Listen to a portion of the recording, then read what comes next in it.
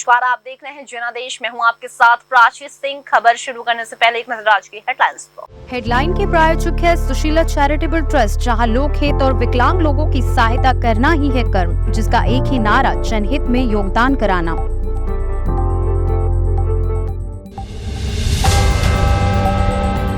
अरब सागर में उठे तूफान तेज से गुजरात को खतरा नहीं, ओमान यमन के तटों से टकराने की आशंका।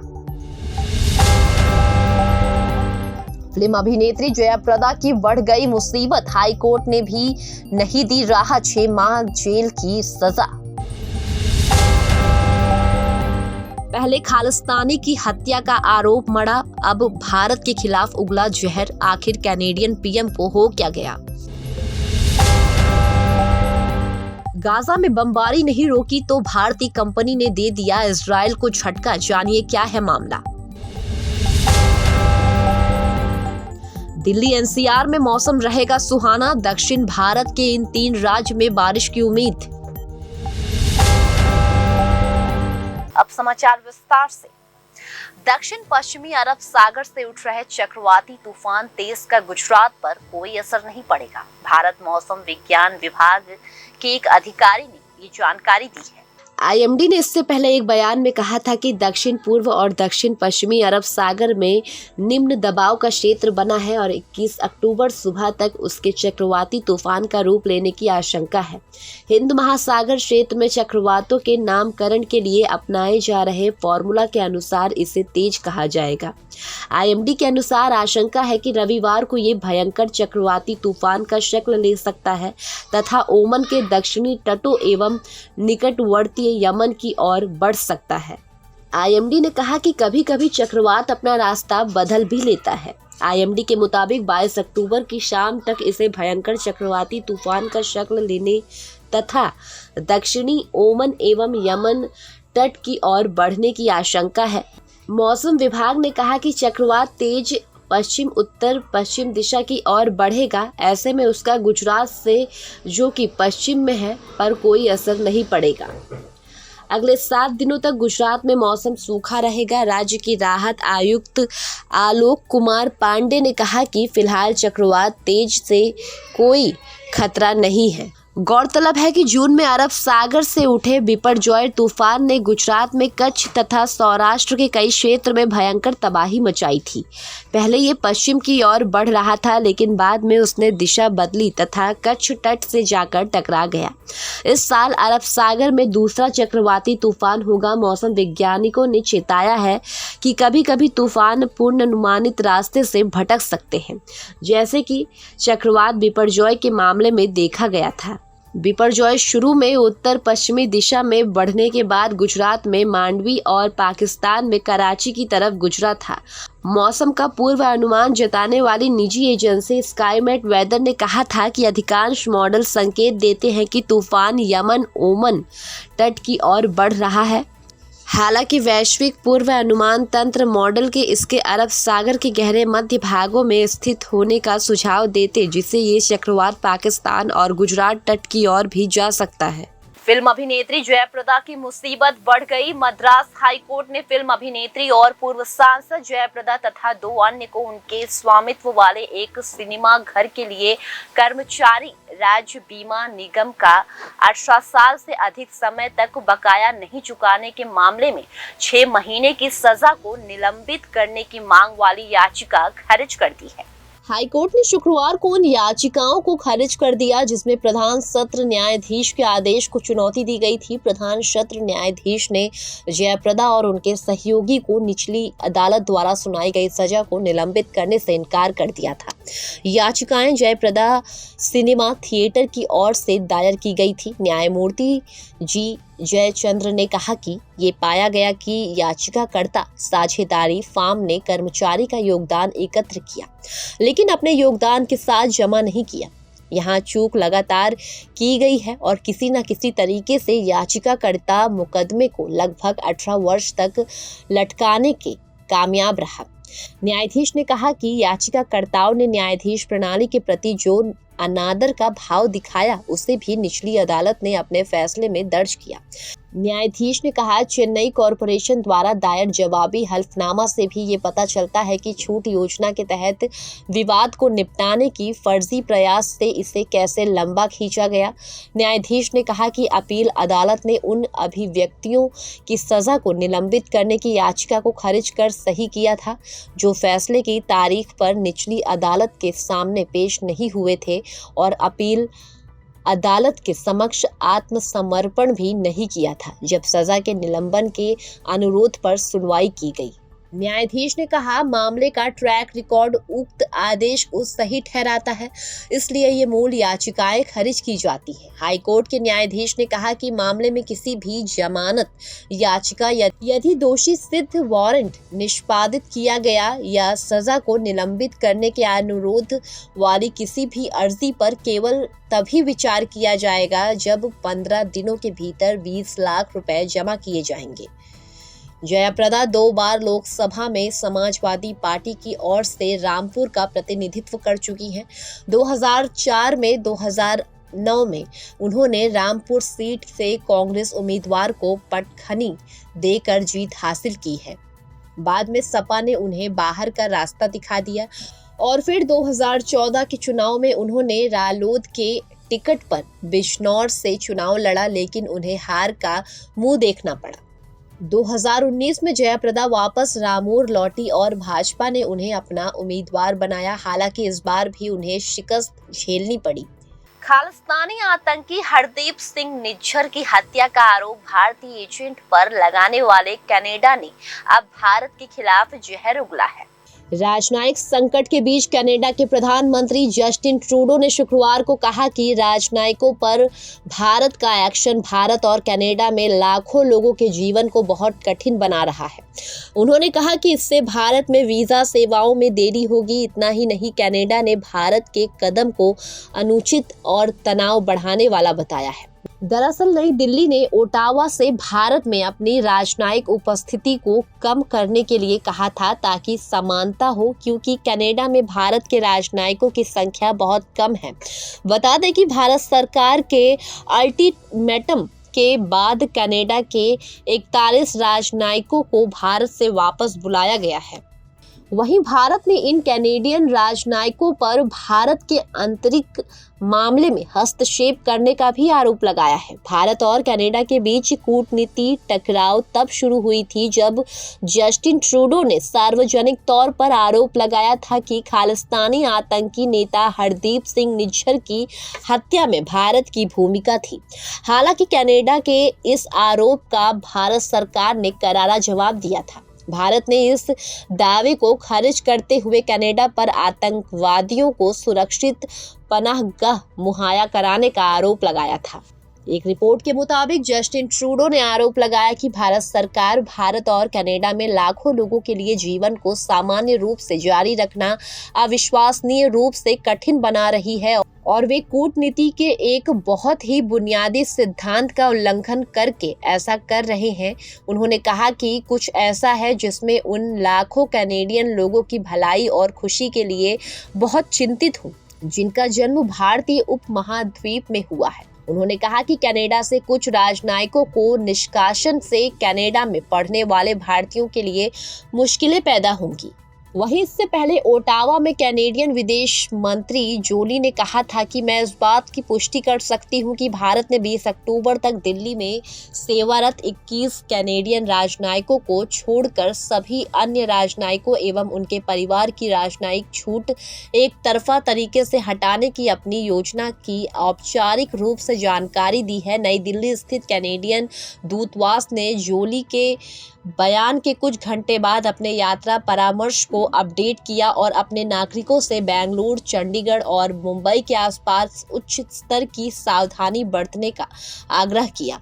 जोली ने कहा कि राजनयिक समानता के उनके अनुचित अनुरोध के तहत भारत केवल 21 राजनयिकों और उनके परिवार को अपनी राजनयिक स्थिति बनाए रखने की अनुमति देगा, जिससे अन्य लोगों की सुरक्षा मनमाने ढंग से छीन लिए जाने का खतरा होगा और उनके प्रतिशोध का शिकार होना या उन्हें गिरफ्तार किए जाने की आशंका होगी। उन्होंने ओटावा में संवाददाता सम्मेलन में कहा, इसका अर्थ है कि 41 कैनेडियन राजनयिकों और उनके 42 आश्रितों को मिली छूट किसी मनमानी तारीख को हटा लिए जाने का खतरा था और इससे उनकी व्यक्तिगत सुरक्षा खतरे में पड़ जाती।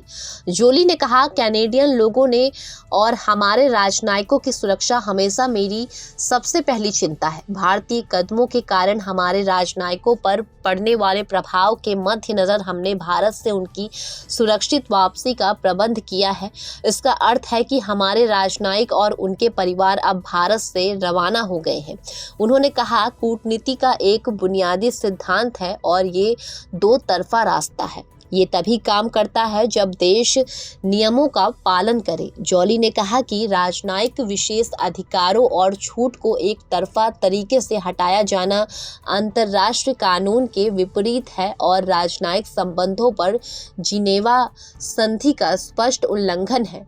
ऐसा करने की धमकी देना अनुचित और तनाव बढ़ाने वाला है। यदि हम राजनयिक छूट के नियम तोड़ने की अनुमति देते हैं तो वहीं कोई भी राजनयिक सुरक्षित नहीं रहेगा। दरअसल भारत ने पिछले महीने कनाडा से देश में अपने राजनयिक कर्मियों की संख्या कम करने को कहा था और तर्क दिया था कि राजनयिकों की संख्या और रैंक में आपस में समानता होनी चाहिए। कनाडा में सेवारत भारतीय राजनयिकों की संख्या की तुलना में भारत में कैनेडियन राजनयिकों की संख्या अधिक है। इससे पहले कनाडा ने अपने देश में सेवारत एक भारतीय राजनयिक को निष्कासित कर दिया था, जिसके बाद भारत ने भी एक वरिष्ठ कैनेडियन राजनयिक को निष्कासित करने का कदम उठाया था। इजराइल और हमास की लड़ाई में अब तक दोनों तरफ से 6000 से ज्यादा लोगों की जान जा चुकी है। इस बीच इजराइल पुलिस के लिए वर्दी बनाने वाली केरल की एक कंपनी ने बड़ा ऐलान किया है। केरल के कन्नूर स्थित मैरीन अपैरल प्राइवेट लिमिटेड ने कहा कि जब तक इजराइल और हमास की लड़ाई रुकती नहीं तब तक वो इजराइल पुलिस से कोई नया ऑर्डर नहीं लेगी। कंपनी ने ये फैसला फिलिस्तीन के अस्पताल पर कथित बमबारी के बाद लिया है। जब तक गाजा में लड़ाई मैरीन अपैरल प्राइवेट लिमिटेड के अध्यक्ष थॉमस ओलिकल ने कहा कि कंपनी ने फैसला किया है कि जब तक गाजा में युद्ध बंद नहीं हो जाता तब तक वो इजराइल पुलिस बल से कोई नया ऑर्डर नहीं लेंगे। आपको बता दें कि यही कंपनी इजराइल पुलिस की हल्के नीले लंबी आस्तीन वाली वर्दी तैयार करती है। थॉमस ओलिकल ने कहा कि हम इजराइल पुलिस के लिए साल 2015 से वर्दी बना रहे हैं, लेकिन जिस तरीके से हमास और इजराइल की लड़ाई में निर्दोष लोगों की हत्या की जा रही है वो किसी तरह स्वीकार नहीं है। हमास ने जो किया है वो किसी तरह ठीक नहीं है। इसी तरह इजराइल भी बदले की भावना से जो कर रहा है वो भी ठीक नहीं है। उन्होंने आगे कहा, 25 लाख लोगों को भोजन और पानी नहीं देना, अस्पतालों पर बमबारी करना और निर्दोष महिलाओं बच्चों की जान लेना बर्दाश्त नहीं है। हम चाहते हैं कि ये लड़ाई खत्म हो और फिर से शांति बहाल हो। ओलिकल ने कहा, अब तक इजराइल पुलिस से जो भी ऑर्डर मिले हैं उसकी आपूर्ति की जाएगी, लेकिन जब तक लड़ाई बंद नहीं होगा तब तक कोई नया ऑर्डर स्वीकार नहीं किया जाएगा।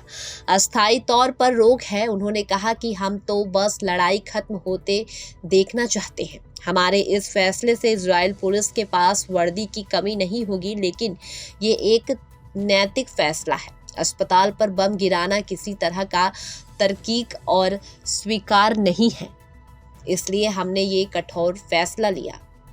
दुनिया भर में कंपनी के क्लाइंट, आपको बता दें कि कन्नूर स्थित ये कंपनी साल 2006 में शुरू हुई थी और सेना से लेकर पुलिस और अर्धसैनिक बलों के लिए यूनिफॉर्म तैयार करती है, हेल्थ वर्कर्स के लिए वर्दी बनाती है। इजराइल समेत दुनिया भर में इसके क्लाइंट हैं। ये कंपनी दुनिया भर के बड़े स्कूल, सुपरमार्केट, डॉक्टरों के लिए भी यूनिफॉर्म तैयार करती है।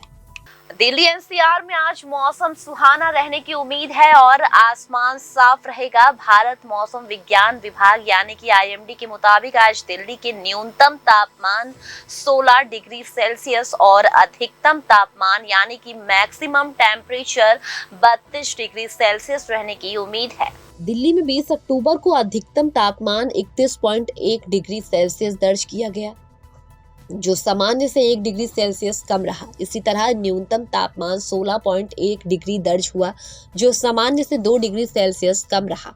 आईएमडी ने आज दक्षिण भारत के केरल, माह, तमिलनाडु और अंडमान निकोबार द्वीप समूह में अलग अलग जगहों पर बिजली गिरने और तेज हवाओं यानी कि 30 से 40 किमी प्रति घंटे के साथ बारिश होने की संभावना जताई है। आईएमडी के मुताबिक आज दक्षिण पश्चिम और आसपास के पश्चिम मध्य अरब सागर में तेज हवाएं, हवा की गति 60 से 70 किमी प्रति घंटे से लेकर 80 किमी प्रति घंटे तक चलने की संभावना है। इसके अलावा दक्षिण और निकटवर्ती मध्य बंगाल की खाड़ी में तूफानी मौसम हवा की गति 40 से 45 किमी प्रति घंटे से लेकर 55 किमी प्रति घंटे तक रहने की उम्मीद है।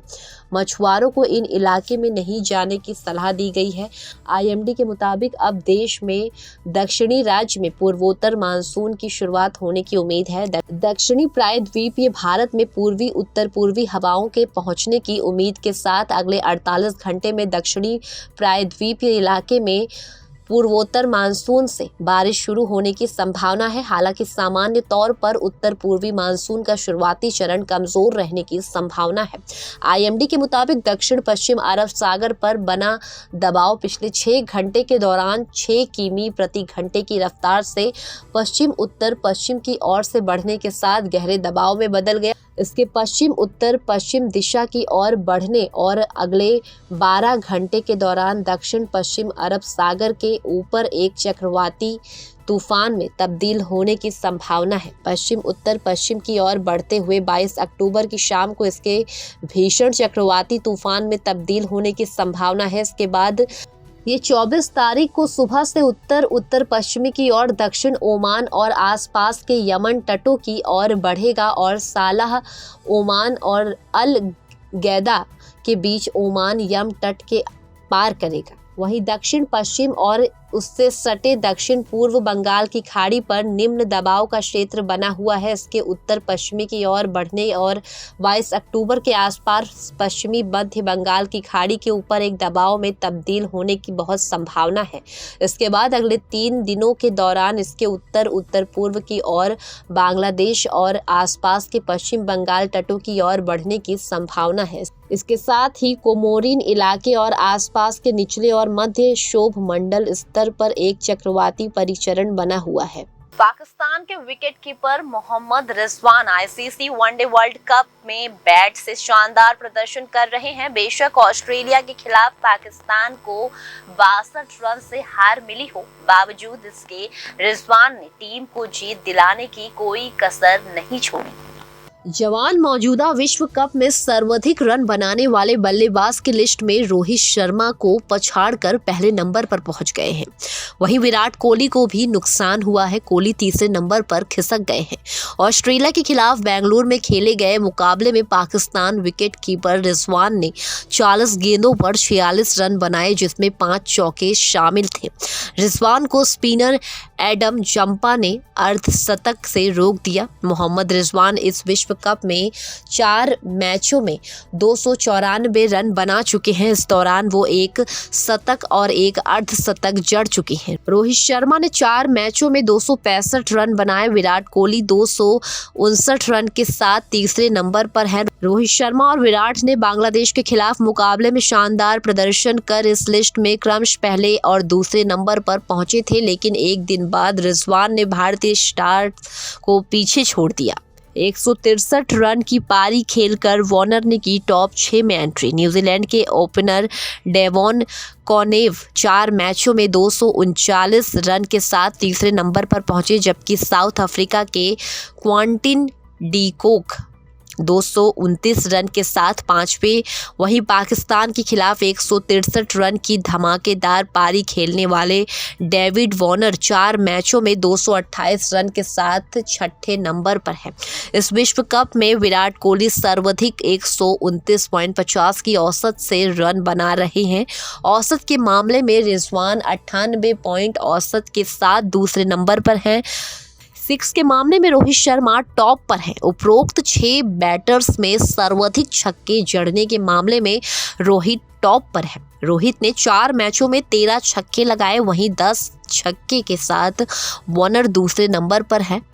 डिकॉक 8 छक्कों के साथ तीसरे नंबर पर विराजमान है। पीएम नरेंद्र मोदी को मात देने के विपक्षी दल इंडिया गठबंधन के तौर पर जनता सामने है। ये बात अलग है कि सियासी फसल का हिस्सा तकरार की बड़ी वजह बन गई है। मध्य प्रदेश विधानसभा चुनाव उसका उदाहरण है। सीट को लेकर सपा और कांग्रेस एक दूसरे के लिए आमने सामने हैं। ऐसे तो सवाल ये है कि क्या इंडिया गठबंधन अपने मकसद को हासिल कर सकेगा? बेमेल विचार का मिलन उस सपीली नदी की तरह है जिसके किनारे मिलते हुए नजर आते हैं लेकिन मिलते नहीं।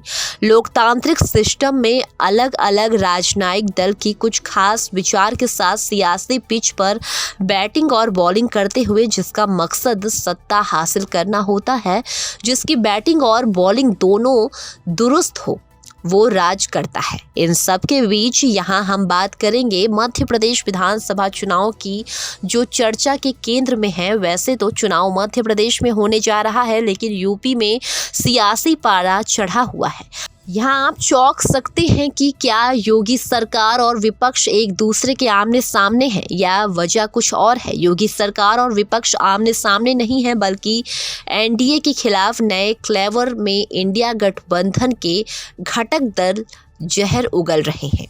मामला मध्य प्रदेश विधानसभा चुनाव में सीट बंटवारे से जुड़ा है। सपा के राष्ट्रीय अध्यक्ष अखिलेश यादव ने कहा था कि अगर पता रहा होता कि इंडिया में घटक दलों का रिश्ता राष्ट्रीय स्तर पर है तो अपने नेताओं को बात करने के लिए मध्य प्रदेश नहीं भेजते। दरअसल सीट बंटवारे में कांग्रेस ने सपा को इग्नोर कर दिया, जिसके बाद बयानों का दौर जारी है। अखिलेश यादव ने यूपी कांग्रेस अध्यक्ष अजय राय को चिरकुट बता डाला। अखिलेश ने इस विश्लेषण पर अजय राय ने प्रतिक्रिया देते हुए कहा कि वो लोग तो बहुत बड़े नेता हैं, वो किसी की जमानत जब्त करा सकते हैं, उसमें क्षमता नहीं है कि उनके बारे में कुछ कहें। अजय राय ने कहा कि जहां तक सीट के बंटवारे की बात है तो सपा ने ही जल्दबाजी की। हम लोग तो 6 से 7 सीट देने के लिए तैयार थे, लेकिन सीटों की बंटवारे से पहले ही उन्होंने अपने प्रत्याशियों का नाम ऐलान कर दिया। इन सब के बीच मध्य प्रदेश कांग्रेस अध्यक्ष कमलनाथ ने भी बयान जारी कर दिया। मध्य प्रदेश कांग्रेस के अध्यक्ष कमलनाथ ने कहा कि अरे छोड़िए अखिलेश वखिलेश को। उन्होंने कहा कि हम पूरे उत्साह से जमीन पर बीजेपी के खिलाफ लड़ाई लड़ रहे हैं। आज समय इस तरह की बातों की जगह मिलजुल कर बीजेपी को हराने की है। इन सब के बीच शुक्रवार को ही अखिलेश यादव ने फिर कहा था कि 6 सीटों की उम्मीद थी। ऐसे लगा कि कम से कम 4 सीटें तो मिल ही जाएंगी, लेकिन हद हो गई जब हमारी सीटिंग सीट पर कांग्रेस ने अपने उम्मीदवार को उतार दिया। जानकारों का कहना है कि आप सबको पता है कि सरकार बनाने के लिए संख्या बल की जरूरत होती है। अब संख्या बल की लड़ाई में राजनीतिक दल किसी से समझौता नहीं करना चाहता।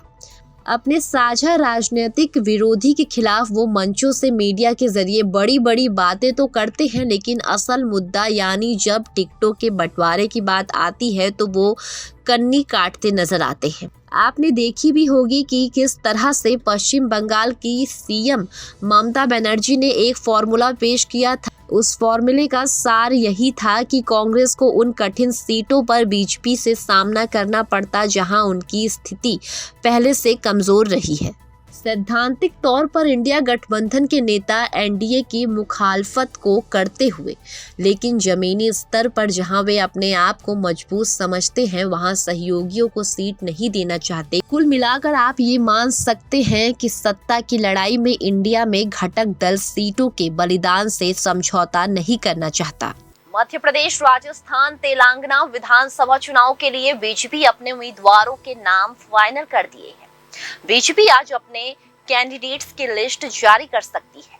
राजस्थान, मध्य प्रदेश और तेलंगाना में होने वाले विधानसभा चुनाव के लिए बीजेपी उम्मीदवारों की लिस्ट का इंतजार आज यानी कि शनिवार को खत्म हो सकता है। शुक्रवार को बीजेपी हेडक्वार्टर में 3 राज्य में यानी एमपी, राजस्थान और तेलंगाना के केंद्रीय चुनाव समिति की बैठक पूरी हो गई। इस मीटिंग की अध्यक्षता बीजेपी के राष्ट्रीय अध्यक्ष जेपी नड्डा ने की। इस बैठक में प्रधानमंत्री नरेंद्र मोदी, गृह मंत्री अमित शाह, रक्षा मंत्री राजनाथ सिंह समेत केंद्रीय चुनाव समिति के तमाम सदस्य भी शामिल हुए। बताया जा रहा है कि मध्य प्रदेश की बची हुई 94 विधानसभा सीट पर अंतिम मुहर लगाई गई है। इसके अलावा तेलंगाना की कुल 119 सीट के उम्मीदवार के लिए नाम तय हो गया है। बता दें कि बीजेपी राजस्थान, मध्य प्रदेश और तेलंगाना की तमाम सीटों पर अपने उम्मीदवार के नाम का ऐलान आज कर सकती है। दिल्ली में हुई CIC की बैठक में राजस्थान कोर ग्रुप के सदस्य, मध्य प्रदेश कोर ग्रुप के सदस्य और तेलंगाना कोर ग्रुप के सदस्य भी शामिल थे। मध्य प्रदेश से नरेंद्र सिंह तोमर, शिवराज सिंह चौहान समेत कोर ग्रुप के अन्य सदस्य शामिल हुए। वहीं राजस्थान से वसुंधरा राजे, सिंधिया, भूपेंद्र यादव, ओम माथुर समेत अन्य कोर ग्रुप के सदस्य बैठक में शामिल होने पहुंचे। वहीं तेलंगाना से जी किशन रेड्डी, तरुण चुंग के लक्ष्मण, DK अरुण, सुनील बंसल, संजय बंदी और प्रकाश जावड़ेकर ने बैठक में हिस्सा लिया। CIC की बैठक में राजनाथ की 159 सीटों पर मंथन हुआ। 70 टिकट पर पूर्ण सहमति बन चुकी है और 10 पर आंशिक सहमति थी। मीटिंग में PM मोदी ने कहा कि दल से बड़ा कोई नहीं, एकजुट होकर कमल दिखाएंगे। जान लें कि बीजेपी जहां मध्य प्रदेश में सत्ता बरकरार रखने में, राजस्थान में 5 साल फिर से वापसी करने की जुगत में लगी हुई है, वहीं तेलंगाना में बीजेपी जमीन तलाश रही है। MP और राजस्थान में बीजेपी की सीधी लड़ाई कांग्रेस से है, वहीं तेलंगाना में KCR की पार्टी BRS की सरकार है। यहां बीजेपी का मुकाबला BRS और कांग्रेस से है। इस विधानसभा चुनाव को लोकसभा इलेक्शन 2024 का सेमीफाइनल कहा जा रहा है। हर पार्टी इन चुनाव से राज्य में अपनी स्थिति मजबूत करने की कोशिश कर रही है। सुप्रीम कोर्ट ने रेप और हत्या के एक आरोपी की मौत की सजा रद्द कर दी। उच्चतम न्यायालय ने कहा कि आरोपी को जल्दबाजी में दोषी करार दिया गया था और उसे अपने बचाव का पर्याप्त मौका तक नहीं दिया गया था। अब मामला दोबारा ट्रायल कोर्ट को भेज दिया गया है। सुप्रीम कोर्ट ने सुनवाई के दौरान जस्टिस BR गवाई, जस्टिस PS नरसिम्हा और जस्टिस प्रशांत कुमार मिश्रा की बेंच ने ट्रायल कोर्ट की तीखी आलोचना भी की। सुप्रीम कोर्ट ने कहा कि ट्रायल कोर्ट ने बहुत जल्दबाजी में मामले की सुनवाई की, आरोपी को खुद के बचाव का मौका भी नहीं दिया, इसलिए मामले को दोबारा ट्रायल कोर्ट भेजा जा रहा है ताकि आरोपी को अपने बचाव का प्रॉपर मौका मिल सके। सुप्रीम कोर्ट ने ये आदेश भी दिया कि ट्रायल कोर्ट में दोबारा सुनवाई के दौरान आरोपी को अपना पक्ष रखने के लिए सीनियर एडवोकेट भी मुहैया कराया जाए। मामला साल 2018 का है। 3 महीने की बच्ची से रेप और हत्या के आरोप को ट्रायल कोर्ट ने मौत की सजा सुनाई थी। इसके बाद मामला हाई कोर्ट पहुंचा था, जहां हाई कोर्ट ने भी ट्रायल कोर्ट के फैसले को बरकरार रखा था। इसके बाद इस फैसले को सुप्रीम कोर्ट में चुनौती दी गई थी। बता दें कि ट्रायल कोर्ट ने महज 15 दिनों के अंदर आरोपी को दोषी करार देते हुए सजा सुना दी थी। एक रिपोर्ट के मुताबिक सुप्रीम कोर्ट में सुनवाई के दौरान संज्ञान में आया कि घटना 20 अप्रैल 2018 को हुई थी और पुलिस ने इस मामले में हफ्ते भर में चार्जशीट भी दाखिल कर दी थी। इसके बाद 27 अप्रैल 2018 को ट्रायल शुरू हुआ और 12 मई को आरोपी को दोषी करार देते हुए मौत की सजा सुनाई गई थी। सुप्रीम कोर्ट ने सुनवाई के दौरान ये राय भी रखी कि न्यायालय के सामने जो दस्तावेज पेश किए गए हैं उससे ये प्रतीत नहीं होता कि आरोपी के वकील को उसके बचाव के लिए पर्याप्त दस्तावेज उपलब्ध कराए भी गए थे या नहीं। सुप्रीम कोर्ट ने कहा कि हाई कोर्ट ने आरोपी को कुछ मेडिकल रिपोर्ट्स को चुनौती देने की इजाज़त नहीं दी, ये गलत है। सुप्रीम कोर्ट ने कहा कि ट्रायल कोर्ट ने आरोपी को इस तरीके से ट्रीट किया जैसे कि पास अपने बचाव के लिए कोई जादुई छड़ी हो और फौरन उसे पेश कर देगा। उसे पर्याप्त मौका नहीं दिया गया। फिलहाल खबरों में सिर्फ इतना ही। आगे खबरों में बने रहने के लिए देखते रहिए जनादेश।